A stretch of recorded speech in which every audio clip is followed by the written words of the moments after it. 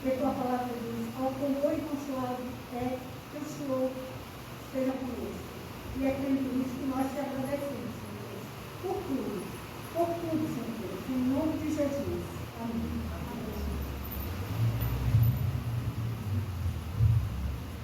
Nós vamos abrir a palavra de Deus em 1 Coríntios, no capítulo 3. 1 Coríntios, capítulo 3, versos de 1 a 15. Porém, a gente vai fazer a leitura inicialmente, porque o texto é longo e para a gente não ter uma gravação muito longa, né? A gente já vai ir direto na mensagem, mas eu peço aos irmãos que mantenham a Bíblia aberta nesse texto, 1 Coríntios 3, versos de 1 a 15, e nós vamos lendo paulatinamente, ok? Bem, estamos completando 81 anos de existência dessa. E diz o seguinte: e eu, irmãos, não vos pude falar como a espirituais, mas como a carnais, como a meninos em Cristo. Com leite vos criei, e não com manjar, porque ainda não podeis, nem tampouco ainda agora podeis, porque ainda sois carnais. Pois, havendo entre vós inveja, contenda, dissensão, não sois porventura carnais, e não andais segundo os homens? Porque, dizendo um, eu sou de Paulo, e outro, eu sou de Apolo, porventura não são carnais? Bem, Paulo usa a alimentação para ilustrar o estado que estava a situação ali dos coríntios. A gente sabe que a família, é na família que acontece a alimentação. Nós comemos na nossa casa. Mas tem gente que trabalha na rua e tal, não sei o quê, mas toma café em casa, janta em casa, nos finais de semana estão ali juntos para comerem juntos e tal. Então, na verdade, a alimentação acontece em casa, na família, né? E principalmente quando é criança, a criança acabou de nascer, ela é alimentada com leite materno, em primeiro lugar, depois outros leites, né? E Paulo faz a comparação correta. Ele diz que a igreja, quando foi plantada ali, ela se alimentou com leitinho espiritual. O verso 1 fala isso. Ele diz assim: e eu, irmãos, não vos pude falar como espirituais, mas como a carnais, como a meninos em Cristo. Ou seja, eles eram tão novos na fé, eles tinham acabado de nascer na fé, então eles não podia ser falado coisas espirituais mais profundas que eles não iriam entender. E esse método, essa forma de agir, é como nós trabalhamos até hoje. A pessoa se converte, nós levamos ela a passar por um discipulado, a passar por um ensinamento, para que a pessoa se aprofunde, para que a pessoa tenha um entendimento e se prepare. E a partir daí, as pessoas vão tendo alimento mais forte, mais pesado, mais consistente, né?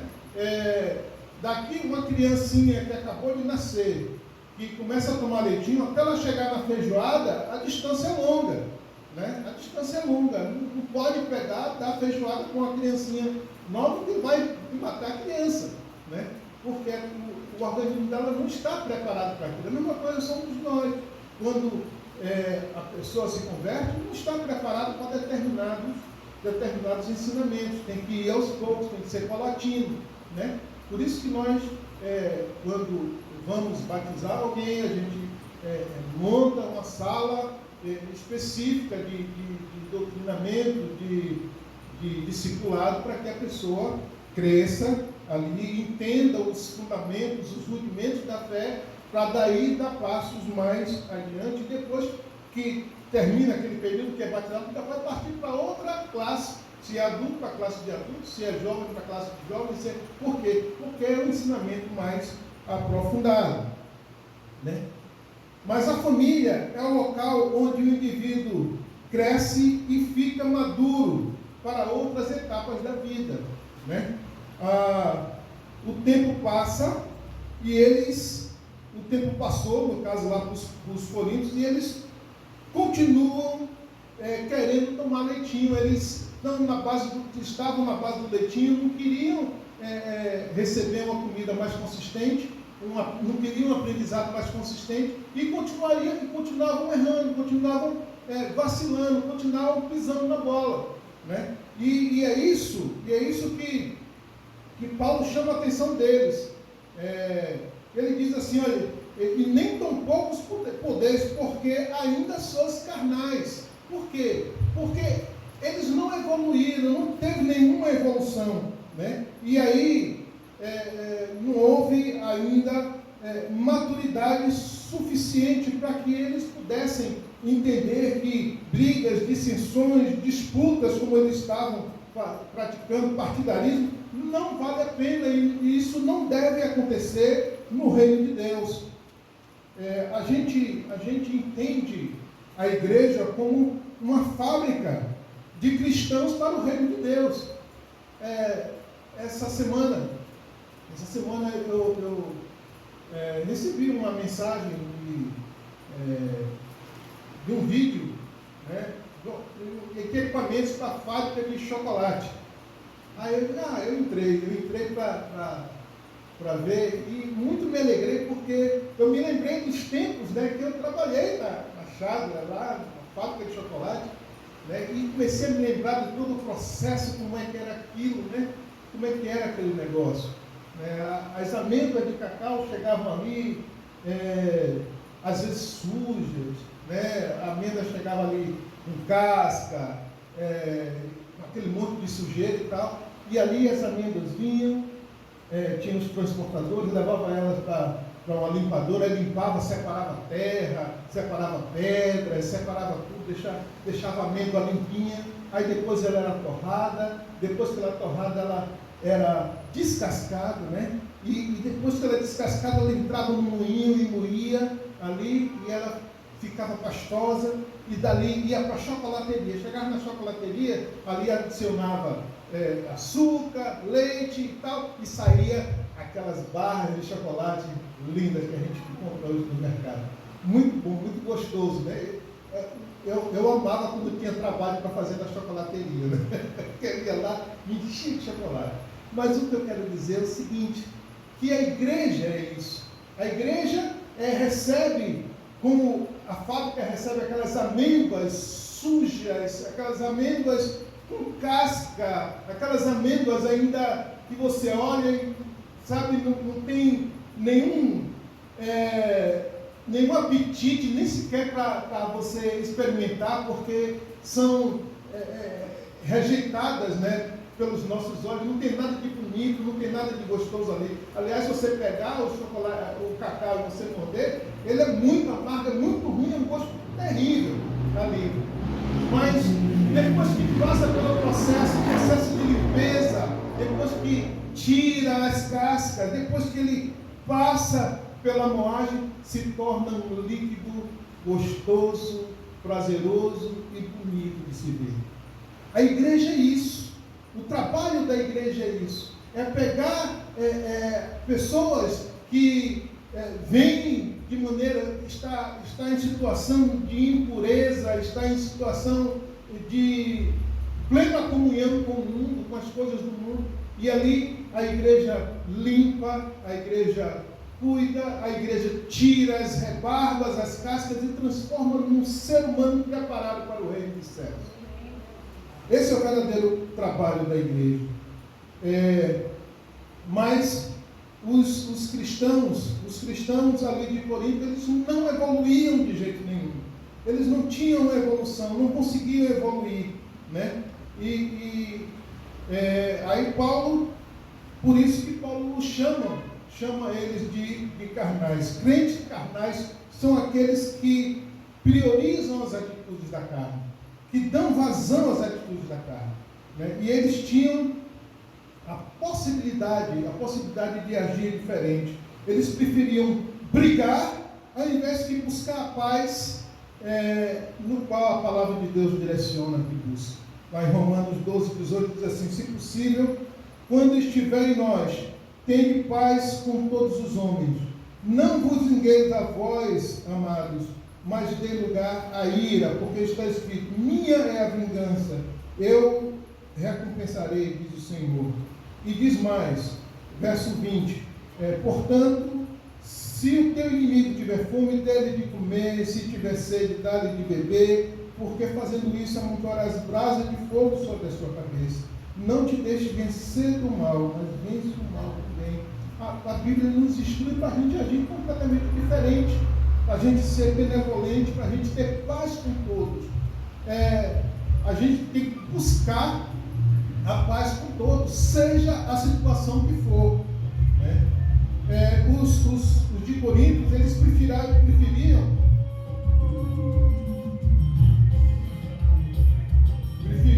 entrar em disputas do que se unir. Né?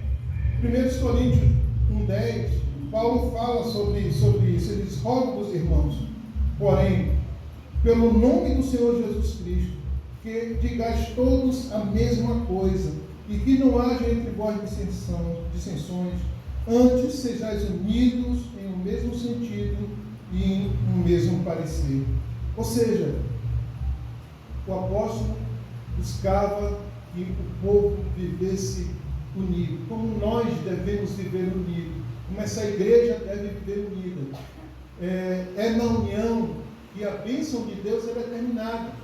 O Senhor Jesus fala isso, ele diz: como 2 ou 3 concordarem em algo, eu concederei. Ou seja, na comunhão das ideias, dos pedidos, das necessidades, do reconhecimento das necessidades, Deus manda a bênção. Entendeu? Então, é fundamental a união dentro dos irmãos. E o fato dos crentes de Corinto não se unirem, os tornavam frágeis em termos doutrinários. Eles não tinham segurança doutrinária. Né? Por isso que os gnósticos chegaram lá em Corinto e fizeram um estrago muito grande. Né? O gnosticismo chegou lá e estragou. Né? O que Paulo dizia, eles diziam ao contrário. O que foi ensinado para eles foi ensinado completamente ao contrário. Então, eles tinham a dificuldade de se situar. Qualquer vento de doutrina levava eles para qualquer lugar. Então, a gente precisa se fortalecer doutrinariamente, para a gente poder entender e a gente não ser levado por qualquer vento de doutrina. Eu costumo dizer que hoje é muito difícil um crente que entra numa faculdade sair crente como entrou. Por quê? Porque deixa a sua mente ser confundida com outras coisas que não tem nada a ver. Né? Nós precisamos manter a nossa firmeza no Senhor. Porque o propósito da família, né? O propósito da família é maturidade. E o propósito da família de Deus não é diferente, é maturidade, é a gente crescer e ser crentes maduros. Né? E daí a gente entende uma das funções da igreja, que é trabalhar para que os crentes sejam maduros, para que amadureçam, né? Prontos para qualquer momento, prontos para qualquer situação. Em Efésios 4:3, o apóstolo Paulo fala o seguinte: até que todos cheguemos à unidade da fé e ao conhecimento do Filho de Deus, a varão perfeito, à medida da estatura completa de Cristo. Ou seja, o que é que Paulo está falando aqui? Que nós devemos evoluir em termos de ser imitador de Cristo, até o ponto de sermos confundidos com Cristo. É audacioso, mas é a verdade. O próprio apóstolo Paulo diz assim: olha, sejam meus imitadores como eu sou de Cristo. O cara tinha autoridade para falar isso. Conta-se a história de um missionário que ele foi para uma tribo indígena no Amazonas, e ele foi ali, passou um tempo com aquela tribo, ensinando e tal, pregando o evangelho para eles e tal, andando com eles, mas como os índios eram muito difíceis e ele não tinha muito domínio da língua daquela tribo, ele ia mostrando as coisas de Deus através das suas atitudes, né? Através das suas atitudes. Esse missionário ficou doente de malária e tal, veio embora e terminou morrendo. E passaram-se muitos anos sem que outro missionário fosse no lugar dele. Até que conseguiram um missionário, depois de muitos anos, conseguiram um missionário e mandaram, enviaram para lá, para aquela tribo. Lá, esse missionário já foi com um domínio da língua indígena e daqueles índios, e chegou lá e ele começou a falar de Jesus para os índios, né? E o pajé, lá, o cacique, né? O chefe lá da tribo, sentou com eles, com os anciãos da tribo e tal, e ali começou a ouvi-lo, e ele falando de Jesus e tal. Aí daqui a pouco o chefe da tribo chegou lá e disse: não, peraí, nós já conhecemos essa pessoa. Como? Nós já conhecemos, ele esteve aqui e ficou um tempo com a gente aqui.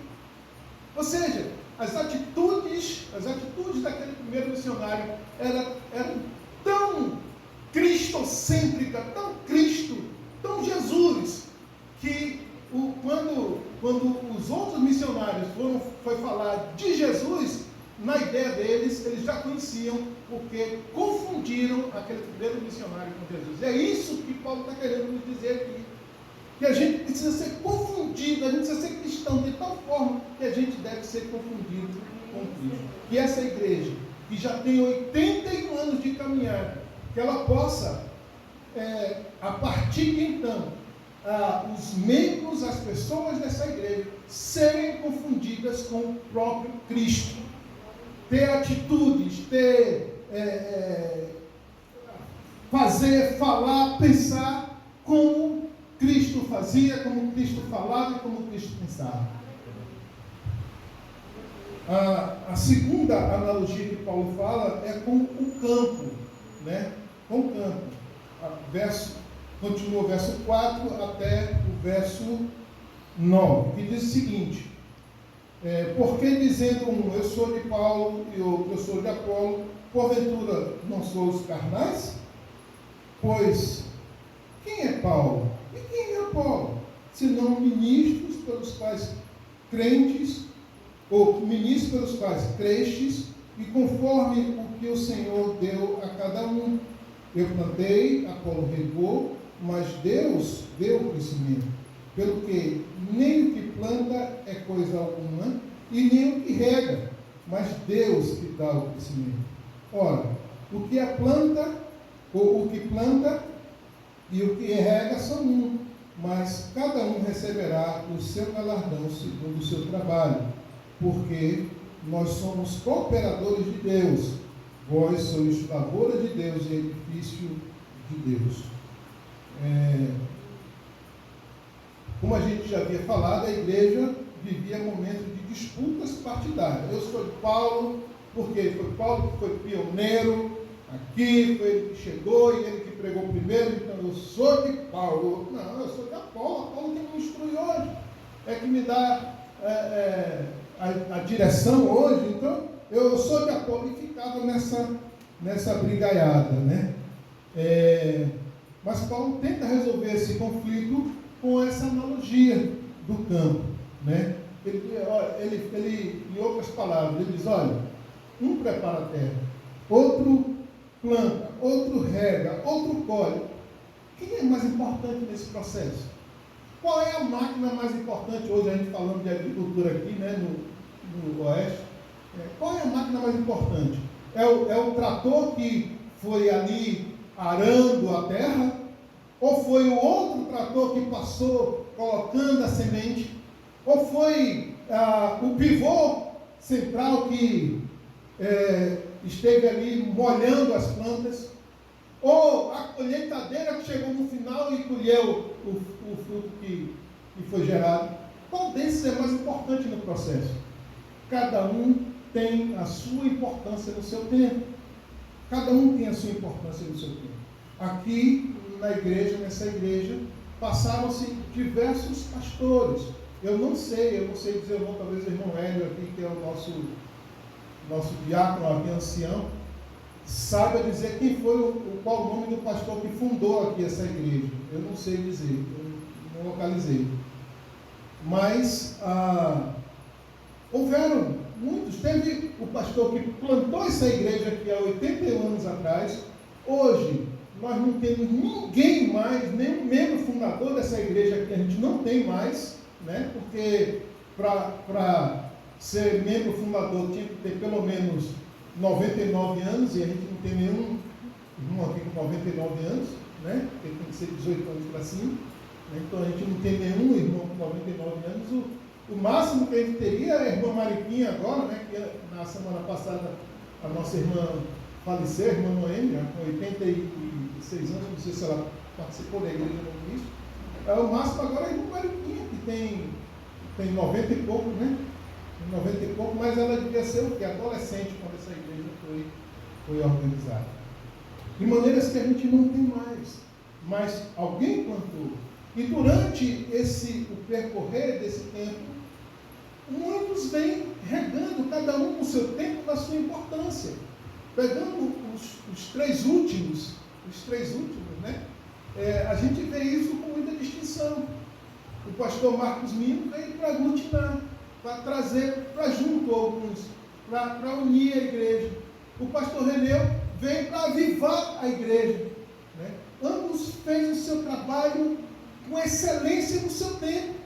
O pastor Reneu fez a igreja crescer, fez a igreja ser uma igreja avivada e tal. E agora vem eu aqui para poder organizar algumas coisas administrativamente, para cuidar da igreja, arrumar a igreja administrativamente e economicamente. Mas cada um tem o seu papel no seu tempo. E todos no seu tempo, eu acredito que fizeram o seu trabalho com excelência. Nós tivemos diversos pastores, pastor Clóvis, que eu me lembro, eu não me lembro mais o nome de outro, dos mais antigos. Porém, assim, foram homens de Deus, e cada um, dentro da sua condição, fizeram o melhor, se dedicaram. E cada um no seu tempo foi importante dentro da sua atribuição, dentro do seu ministério, dentro daquilo que Deus direcionou para que cada um fizesse. E cada um receberá o seu galardão no seu tempo, segundo aquilo que fez. E é isso que Paulo está dizendo aqui.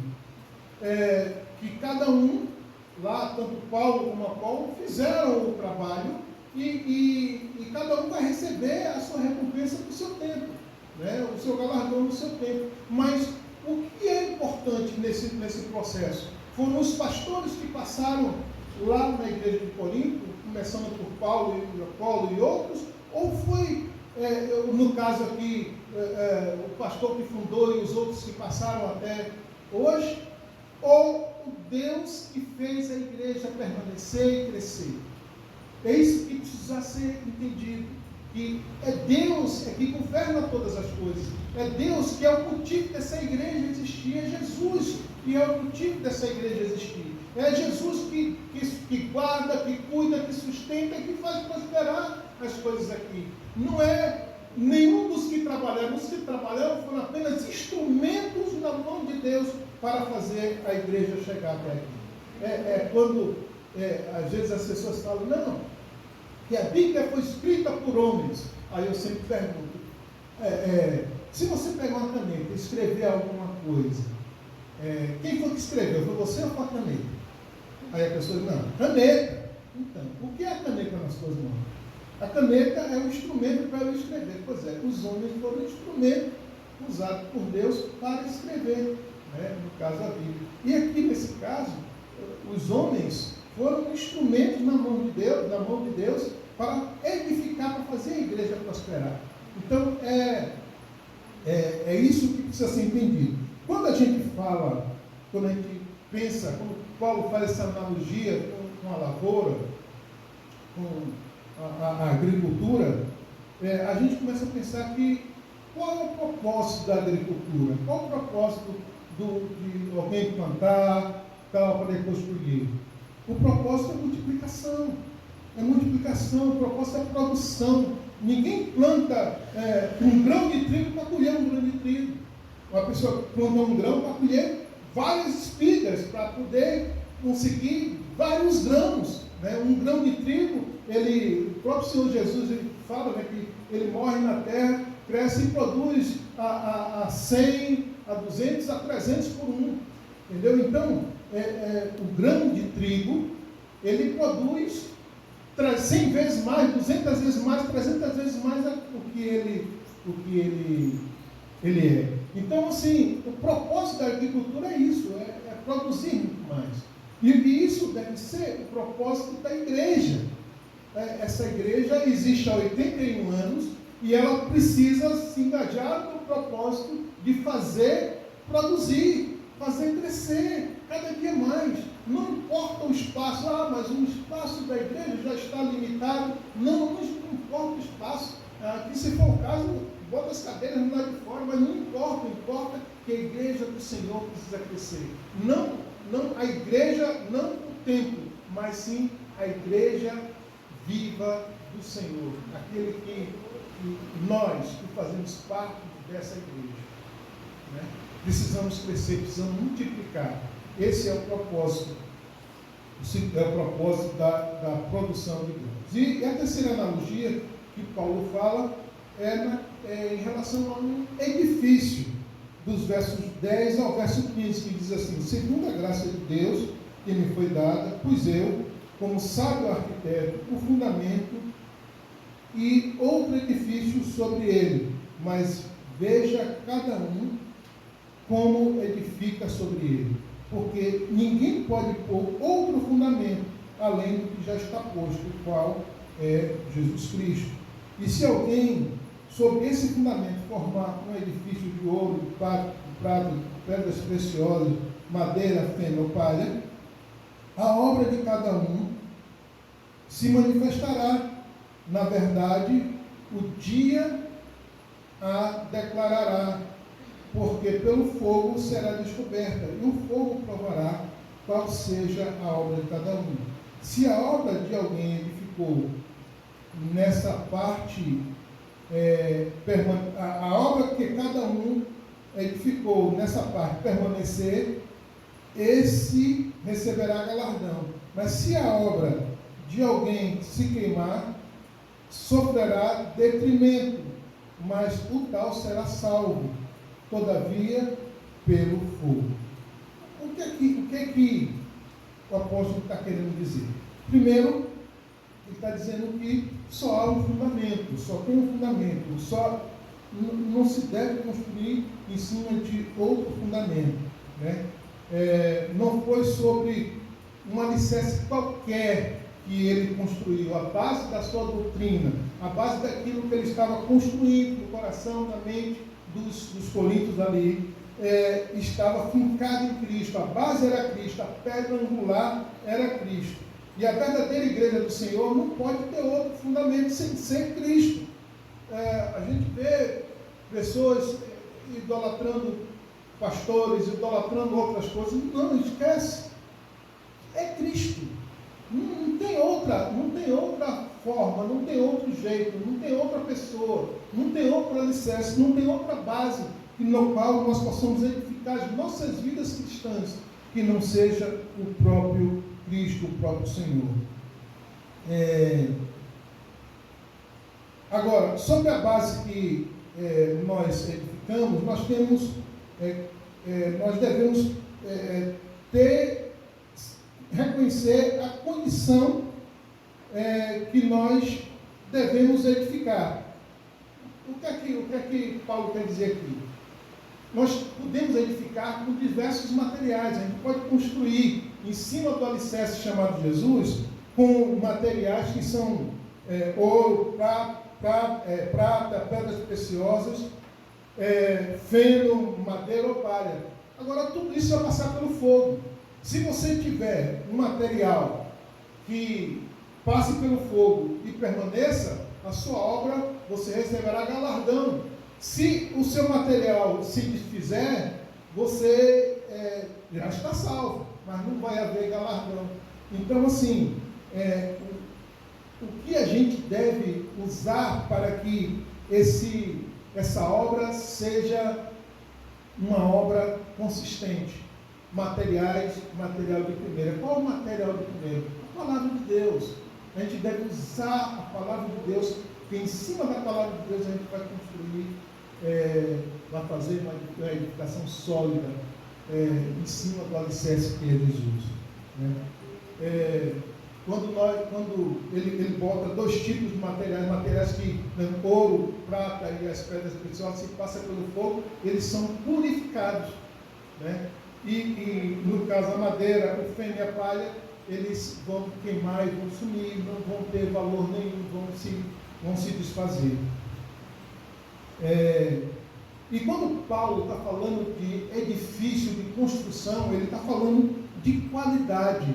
Né? Ele está falando de qualidade. Se não houver qualidade em uma construção, a construção cai. Se você não usar um bom tijolo, se você não usar cimento, areia, tudo direitinho como deve ser feito, a construção ela não vai ter resistência, ela vai se desmoronar. É isso que nós precisamos entender. Essa igreja tem 81 anos construindo, e nunca vai deixar de construir. A igreja do Senhor, ela nunca para de construir. Ela precisa construir, não construção edifício, mas construindo vidas para o reino de Deus. Esse é o terceiro propósito da igreja. Essa é a terceira função da igreja: edificação, construção de pessoas para o reino de Deus.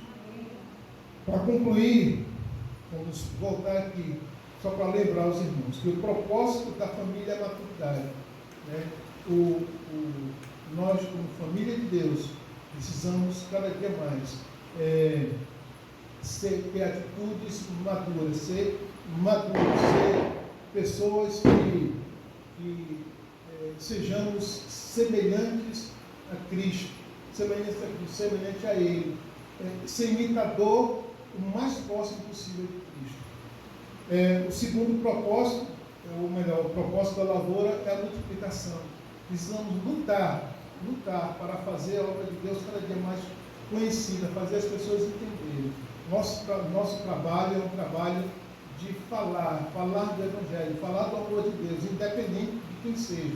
O trabalho de convencimento, isso aí é com o Espírito Santo, mas o nosso trabalho é falar. Se nós falarmos, o Espírito Santo faz a obra dele. Se nós não falarmos, o Espírito Santo não tem o que agir em cima da vida daquele que não ouviu. Até hoje na minha vida, eu só conheci uma pessoa que se converteu sozinho, que é uma irmã, a irmã Martinha, lá na igreja, hoje da igreja Manancial. Ela morava na roça, lá no Canabravão, não tinha acesso nenhum à igreja, e ela tinha um desejo enorme de ler a Bíblia desde mocinha. Os pais tiraram da escola porque não podia aprender a ler naquele tempo para não arrumar namorado. E ela ficou sem conseguir aprender a ler e escrever. Aí depois casou-se, aí ela conseguiu aprender um pouco, assim, gaguejando, conseguia ler um pouco, e ela começou a ler a Bíblia. Quando o marido dela descobriu que ela lia a Bíblia, o marido proibiu ela de ler. E ela passou muitos anos, não sei dizer quantos anos de casada ela passou, ali morrendo de desejo de ler a Bíblia, sem conseguir. E quando o marido faleceu, ela pegou a Bíblia e começou a ler, que agora ela estava livre. Ela começou a ler e ela se converteu sozinha em casa, sozinha. Aí um dia, do nada, ela aparece lá na igreja, no dia de quarta-feira, culto de oração. Ela aparece com uma sacolinha na mão. Aí chegou uma sobrinha dela, era membro da igreja. Ela fez: Eliette, quando é que batiza aqui? A minha irmã levou ela lá para mostrar o batistério. Eu trouxe aqui minha irmã para batizar. Fala com o pastor para me batizar hoje aqui. Aí me pegou de surpresa aquele negócio. Aí eu disse: não, a gente não vai poder fazer hoje, porque o batistério está vazio, não sei o que, e tal. Aí eu soube que o aniversário dela estava próximo. Aí o que é que eu fiz? Marquei o batismo para o aniversário dela e fizemos uma surpresa para ela. A gente nunca tinha visto ela na minha vida, foi a primeira vez, né, que ela apareceu. Aí a irmã me perguntou: pastor, não vai fazer um discipulado com ela? Não precisa. Você está muito mais convertida e preparada do que qualquer um de nós aqui. Né? E nós batizamos com a coisa mais linda do batismo dela. No dia do batismo dela, quando eu mergulhei ela aqui, tirei ela aqui das águas, ela começou a recitar o Salmo 91. Recitou de cor. Ela tinha, na época que eu batizei, 83 anos de idade. Foi a única pessoa que eu vi que se converteu sozinha. Mas nós precisamos pregar o Evangelho. Precisamos falar de Cristo em tempo e fora de tempo, em todo momento, e sermos exemplos. Sermos exemplos disso. E por último, o propósito de Cristo é qualidade. A gente precisa aprender mais e mais. A gente está na escola bíblica. A gente precisa aprender de Deus. Irmãos, a gente precisa aprender de Deus. Crente que não vem para a escola bíblica são crentes fracos. A gente fica fraco, a gente fica... qualquer coisinha nos abala. Qualquer coisinha nos deixa triste, nos deixa chateado. Vou deixar a igreja. Às vezes aqui, inconscientemente, a gente está aqui, está pregando aqui, falou alguma coisa, não foi para ofender ninguém. Não, o pastor falou aquilo para mim, não vou mais para a igreja. Isso é falta de maturidade. Isso é falta de maturidade, é falta de qualidade de ensino. Mas por que a pessoa chega nesse ponto? Porque não conhece. Precisa conhecer, precisa aprender. E o lugar de crente aprender é na escola bíblica. Não existe outra coisa.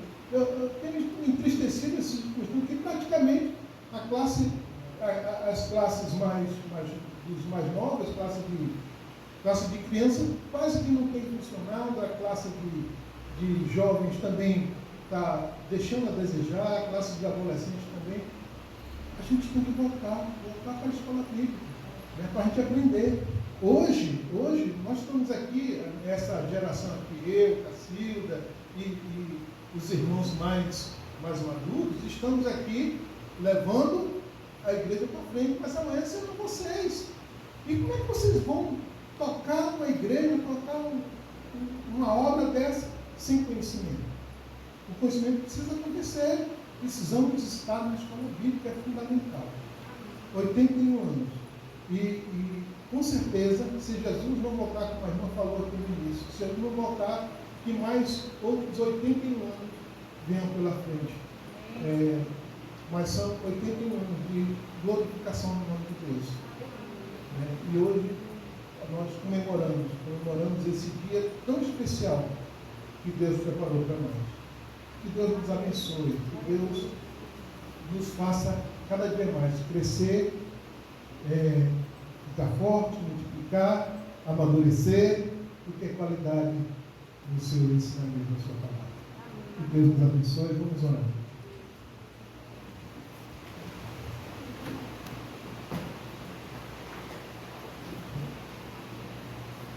Amado Deus e glorioso Pai, nós estamos aqui, ó Deus, agradecidos ao Senhor, porque, ó Deus, nós chegamos até aqui e sabemos que em todo tempo, apesar de todas as dificuldades, apesar de todos os percalços, o Senhor esteve com essa igreja. E a prova é que hoje nós comemoramos, ó Deus, esses 81 anos de existência neste local. Meu Deus, nós agora clamamos que o Senhor nos ajude como igreja, como geração responsável para o funcionamento dessa igreja e o andamento da tua causa aqui neste lugar. Meu Deus, que o Senhor nos fortaleça, que o Senhor nos dê força no entendimento, ó Deus, vontade de fazer, vontade de agir, de trabalhar, de arregaçar as mangas e trabalhar por essa causa tão maravilhosa que é a tua causa. Ó Deus, cuida de nós, Senhor, cuida da nossa mente e do nosso coração. Abençoe, Senhor, os jovens, os adolescentes, meu Deus, que também estão sendo preparados para, em breve, estar à frente dessa igreja também. Meu Deus, que o Senhor trabalhe no coração de cada um, sustente cada um, ó Deus, nas tuas mãos. Abençoe o teu povo, Senhor. Abençoe o teu povo em todos os aspectos.